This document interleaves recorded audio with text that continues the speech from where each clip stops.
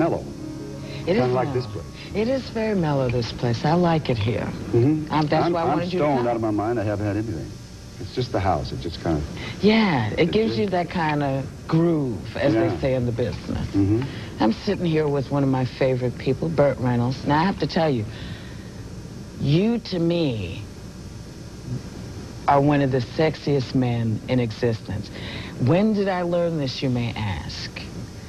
That was the next question. I could tell. It was paused on your lips. It was ready to flow. Hawk. Hawk. Oh, my gosh. Now, for me... You were 12 then. Around. 9, 12. No, closer over 12, over 12, I would say. Yeah. There's never been anything else like Hawk on television as you did him. Now, why not? Because, honey, you hot. I mean, you hot now. Don't get me wrong. No, I love Evening Shade. Well, I can still do my own stunts. I can fall. I just can't get up. But that's like most of us. Hawk was this kind of. You remember Ben Casey had that kind of. Yes. Hawk was like that. He had two expressions: mad and madder. You know, and he was an Indian. Whereas it wasn't. I didn't have a lot of laughs in that part. But I did all these stunts and wear this dark blue suit and I said, look, if you want me to play an Indian, I will play an Indian, but no feathers, and I'm not sticking my ground to the head to the ground and going, I think they're around the corner, you know. I will play them, you know, just, you know. Right. So it was an incredible experience because we were the first show to shoot available light, right. 16 millimeter, fast film, in the streets, no permits. So the funniest thing that ever happened was we had this marvelous guy named Wayne Grice, who was like my lieutenant sort of guy, and he was posing as a drunk on the ground because we were casing this place, and he was lying there, and a street bag lady, right, came by, and unfortunately sat on his face. Ooh, yeah. In some circles, and he didn't know where. Right. But see, he didn't know. His eyes were closed. He just knew that this isn't good, and we got her off of there before he died. We'll be right back. We'll be right back. These and other stories. Good stuff. I like the idea of waking up like this.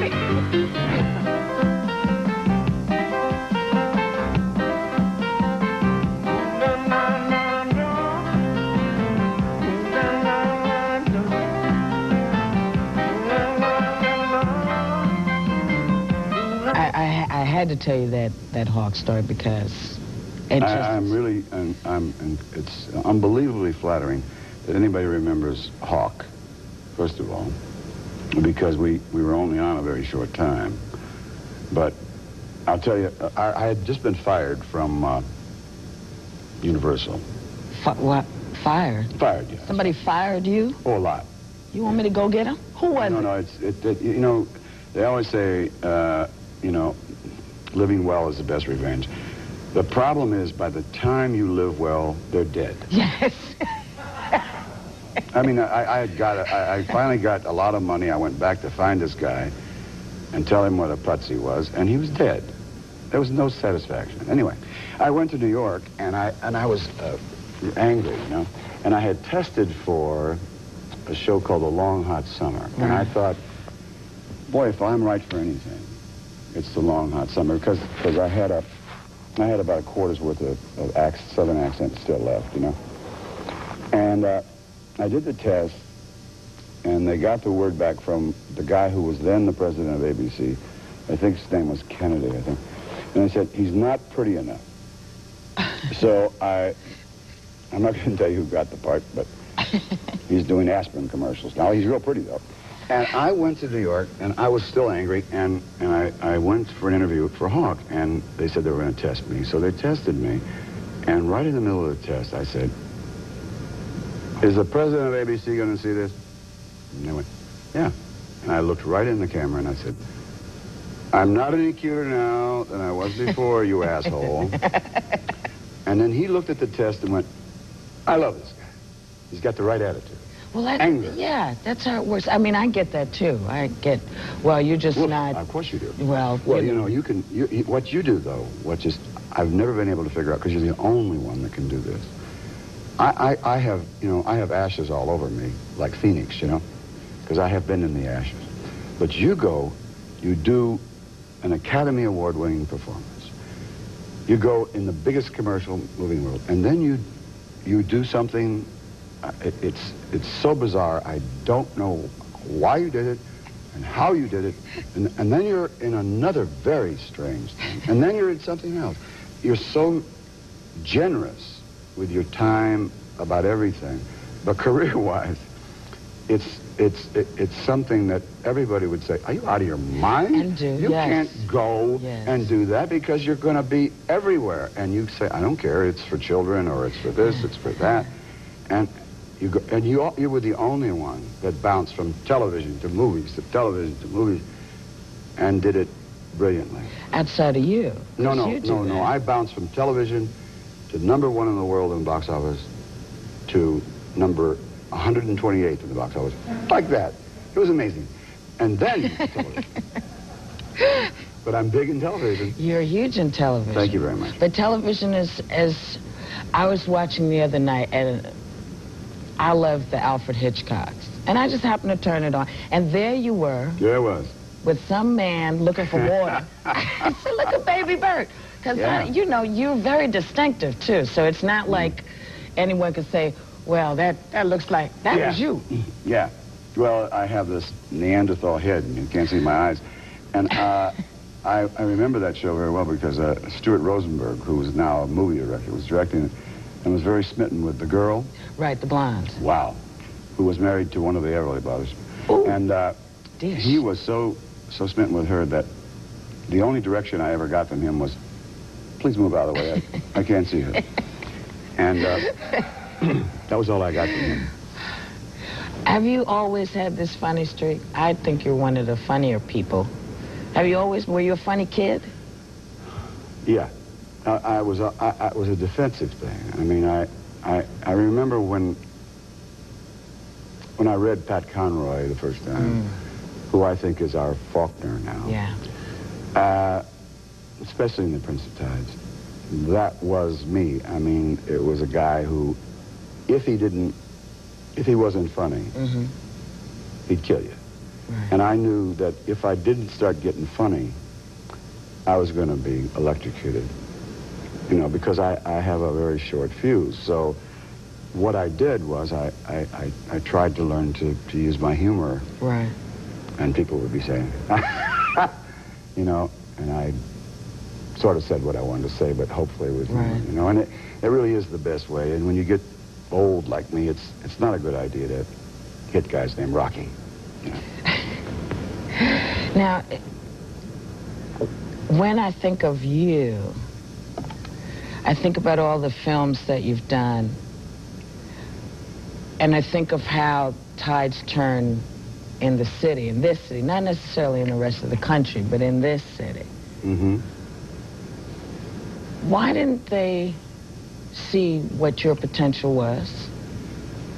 Because this city is, first of all, you're talking about a place where there is no Sam Goldwyn, there is no Selznick.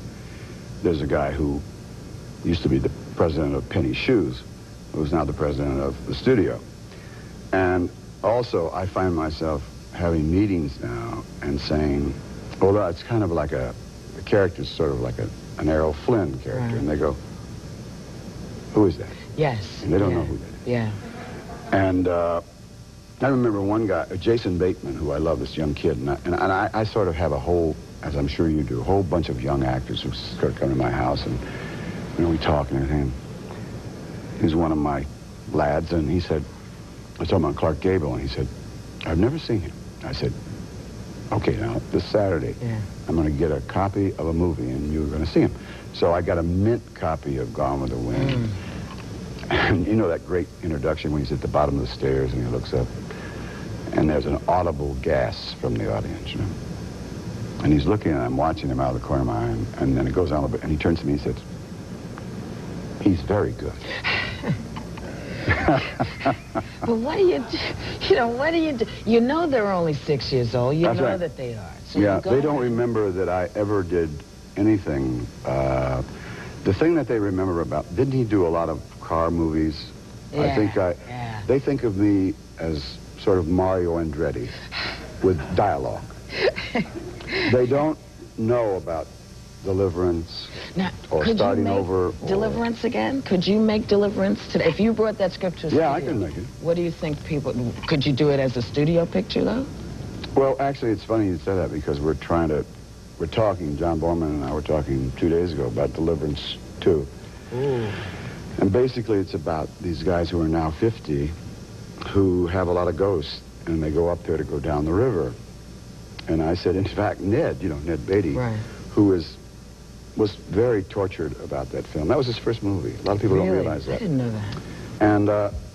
And he's been nominated for 2 Academy Awards since then. And people, when they walk up to him, they still say, "You're the guy that got boogered on that movie, aren't you?" And he doesn't want to be remembered that way. No, see? no. So I said to John, you know, the best thing for Ned would be if we went down the river and he boogered a guy. We'll be right back.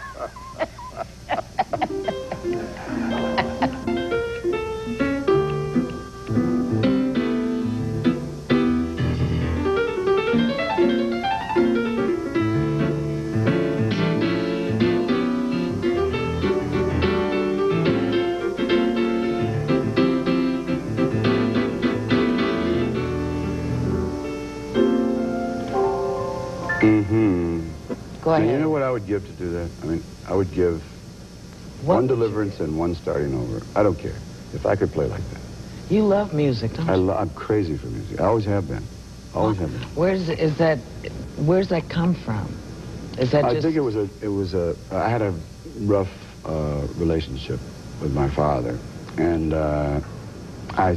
in seeking a kind of refuge, I found it in... now, you must remember I was raised in the South at a time that the South is, and I am, and they all should be, horrified about. But it was a segregated time, and I would go to the black section of town, and there was a record store, and I'd get checker records, Johnny Ace, and some great records. And I would play them, you know, for hours and hours and hours. And I remember Otis Redding, the first time that I met him. He was with a friend of mine. Wait, you met Otis Redding? Oh, yeah. Oh, sure. And Otis Redding said, it was the first time he was with this guy, see? And the guy said, they did the session, one take, he was out of there. And he kept calling the guy back, Buddy Killens.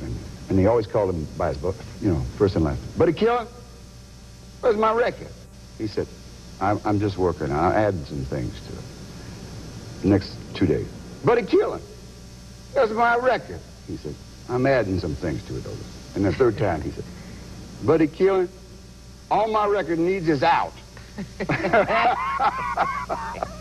And they put it out, and it sold 1 million.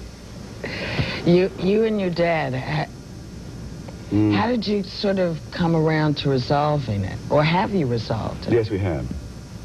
We just resolved it, actually. And thank God we resolved it before because I never knew my family. We were raised in a family that didn't cry, didn't laugh, didn't hug, didn't kiss. And I was Italian in the middle of all this. Yeah. You know, it was like if you took, Guido Puente and put him in the middle of all that. Right. You know, it was like I didn't belong there. And I was constantly going against the grain, constantly in trouble, and constantly seeking his approval. And then when he wouldn't give it to me, I'd say, okay, and I'd go out and get his disapproval, real big. Right. And I ran away from home so many times, jumped a freight train once, and I thought, I'll just jump off the freight train in the next town, and the next town went, and it didn't stop till it got to Allendale, South Carolina. So I got off in Allendale. I was 14, and picked me up, and I said, my daddy's chief of police, and they called him, and my father said, leave him in the jail for 4 or 5 days, then handcuff him and put him on a bus. So I got on a bus, handcuffed. I didn't know where the keys were. You imagine people looking at you, you're handcuffed on a bus, and then I had to go get off the bus and go to my house and go, you know. And my mom answered the door, and I said, do I still live here? And she said, yeah. And I came in. It was tough, but just this last week, last 2 weeks, he's been here, and my mother just died. And they were married for 65 years, and you know how suddenly you sort of become the parent, you know? There's a need he has now. He never told me how proud of me he was about anything, but he told everybody else, but he told me this time. And I said to him, I just said, I'm just going to say it. We were driving along, and I said, I love you, Dad. And he was looking straight out, and he went, which, if you slowed down on a record, would be, I love you, too. So if that's as good as it gets, I'll take it. And he kisses me now, which was a major victory because he didn't want nobody kissing him, you know. The funniest thing, Charles Nelson Riley, who is the funniest person, wonderful man. Yes. Well, Charles makes no secret that he is, you know, a little flamboyant, right? But he smokes a pipe. So my dad thought he was swell, you know? So my dad is standing next to Charles.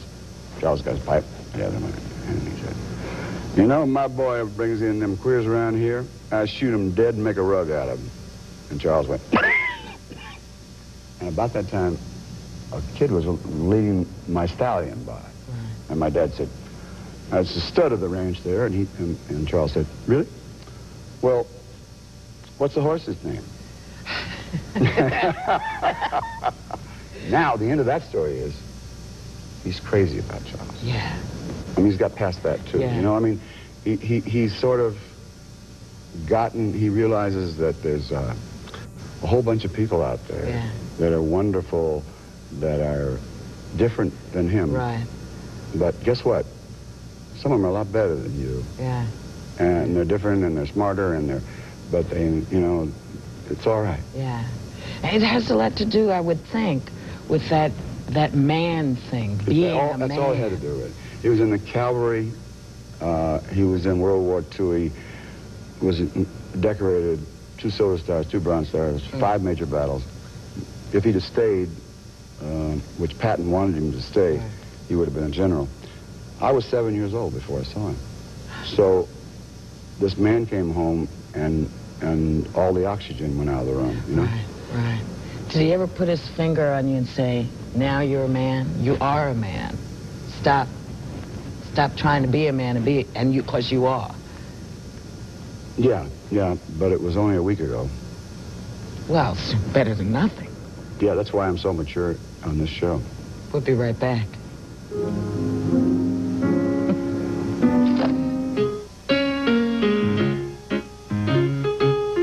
And with me. I appreciate it. I love it. All right. Good night.